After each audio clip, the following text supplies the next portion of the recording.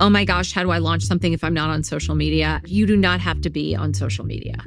Rather, think about it as starting with your people, your people's people. So asking for nominations, asking for referrals, and then ultimately your challenges people or your communities people or your events people. That is the single most efficient way to grow. Woo!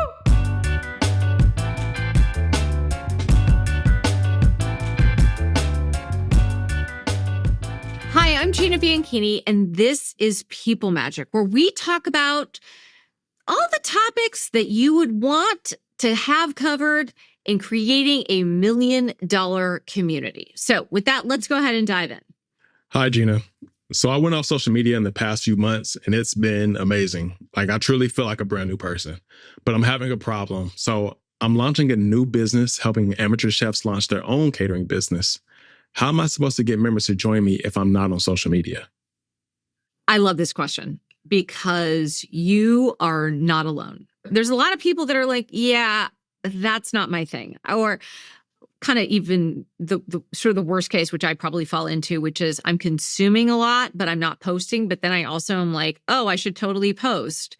And then I don't really want to. I think that this is such an important question for any creator, any entrepreneur who is building a new business, which is number one, your lifeblood is how are you getting new members? And the thing about social is there's this really enticing promise of it, which is, well, if I post to social, people will see it and that will be enough. They'll click through and they'll come and join my thing. Well, that's not really happening. So number one, most of the algorithms, certainly this is true for LinkedIn, Twitter, a little bit less so for Instagram, but they will essentially deprioritize anything with a link.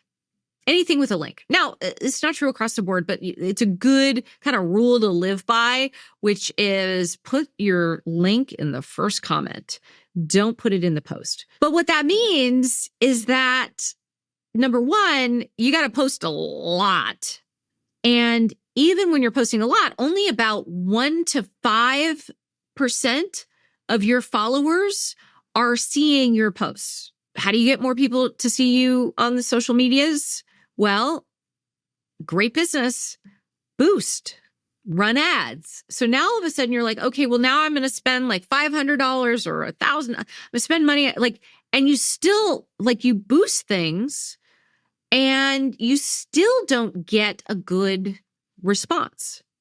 In part because it's probably not that great of content and you are competing like nobody's business for attention. So I would say, if anything, the fact that you're not on social media is a blessing because it points you in the direction of things that are much more effective in working. Start with your contacts. I talk about it as starting with your people, but really anybody should talk about it as starting with your people.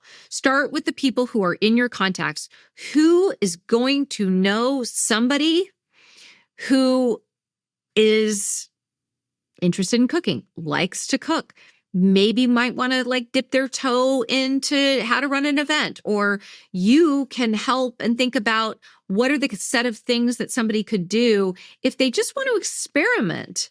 I don't know, would I be interested in catering? Would I want to do a couple events here and there? How would I do that? One of the best things that you could do, especially for getting this off the ground, is don't start with your fancy, high-produced course or anything like that. Start with a dinner at your house.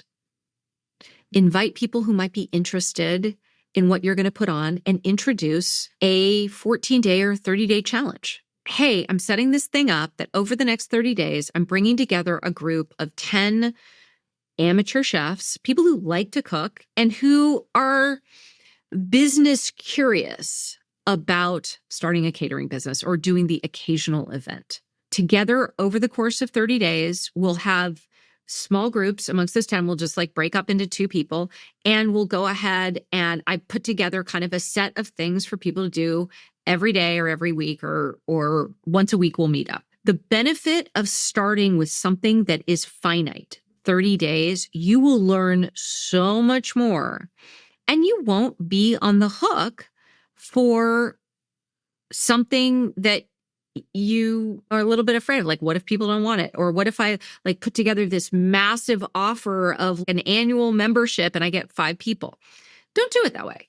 Instead, start with 10 people, 30 days, or 30 people over 30 days, but start with a end date as the first place to go. Start with your contacts, ask your contacts for people who are in their networks, and just keep asking, oh, well, do you know anybody who would be interested in this? And one of the things that is so important about getting your ideal member, the people who want or need your community, your course, your challenge, your event, the most right now is like all caps, like they are motivated. This is a perfect example of a transition. I love to cook. Maybe I could turn it into a business. And then their best year ever, well, I'd be able to turn it into a business that I love. Maybe I'm even able to quit my day job and turn it into a full-time gig. Maybe I could end up hiring more people and I can do it in these really cool ways that work for me. That is the power of an ideal member plus their best year ever equals the big purpose. I'm bringing together amateur chefs, people who love to cook, to dip their toe in the water of a side hustle all around catering. And we're going to do a 30-day challenge or a 30-day workshop, and it's going to be super fun. And obviously we love to all entertain, so we're going to do this. And it's going to be, the price of us being able to really invest in making this community amazing, making this 30-day challenge amazing. So that might be charging $499. If you're a little concerned about, wait a second, I haven't done this before, just invest it into the community. So it's not about you profiting in the first cohort in those first 30 days, but it's certainly for you to understand, is their revenue. People pay attention to what they pay for.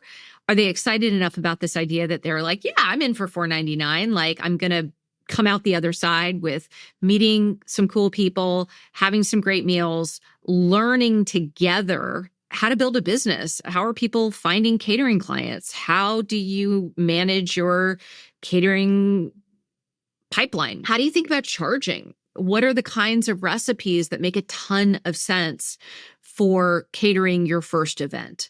All of these really interesting questions. I'm not an amateur chef. I'm like barely making hamburgers tonight, although I do make a great kale salad with them. But it's about the fun of doing it together and learning something with other people, which is absolutely fantastic. Now, here's what's really cool. If you do it as a 30-day challenge, you get to decide at the end of it, hey, is there a demand here? Do I like this? Is it fun? And on day 28, you can basically say, hey guys, I am turning this into something on an ongoing basis. Here's what we're going to do. Here's what it looks like. And are you in? And if you're in, the price of membership is bring a friend. Bring somebody else that you are excited to have a part of this community as we continue to build it out. Now, I recognize the fact I just said the price of membership is the actually paying money for membership. So I will adjust my price of membership being bring a friend to and bring a friend, because this is going to be the kind of thing where each and every one of us can help elevate each other's businesses. And we're going to get better together. We're going to take advantage of things that are happening in one geography versus another. And we're all going to benefit and all create something amazing. You didn't have to start there.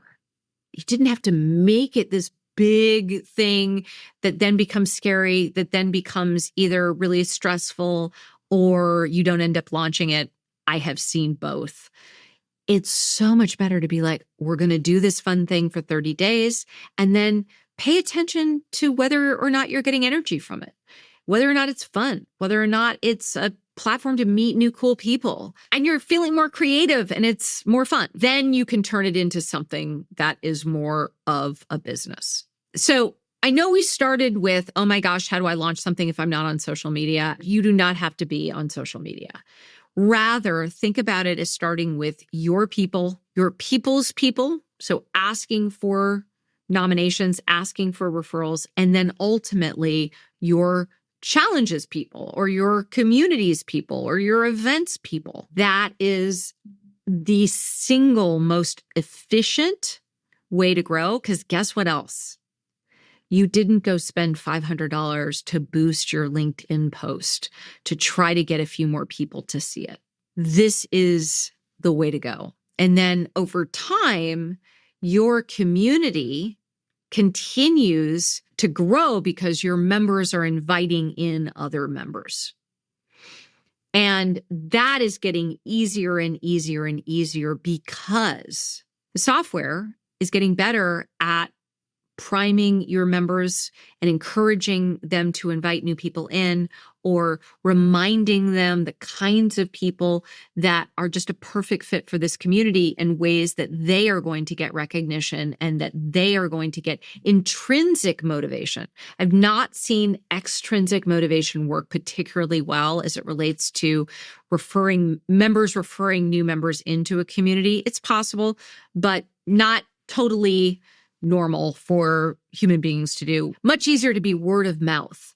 And oh my gosh, I'm in this really fun side hustle community that is, I love to cook. I know you love to cook.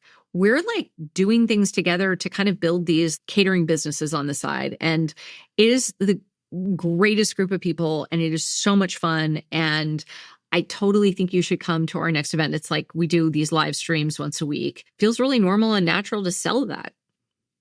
Also, I want to join this, even though I don't really have a lot of time to cater, but I would like to actually get better at like catering my own parties. This is fantastic. Congratulations for getting off social. And this sounds like an absolutely fantastic community, and I can't wait to see it thrive. I'm Gina Bianchini. Thanks for tuning in. This is People Magic. You do the Dino kale and you squish it all up. And then you add little tomatoes that you chop up, avocado, pistachios, like roasted pistachios. You throw some of those in, get a little crunch going. And then I just do like a simple oil and lemon vinaigrette. Super tasty, really healthy. And then you can basically put it with anything else and you'll feel healthier.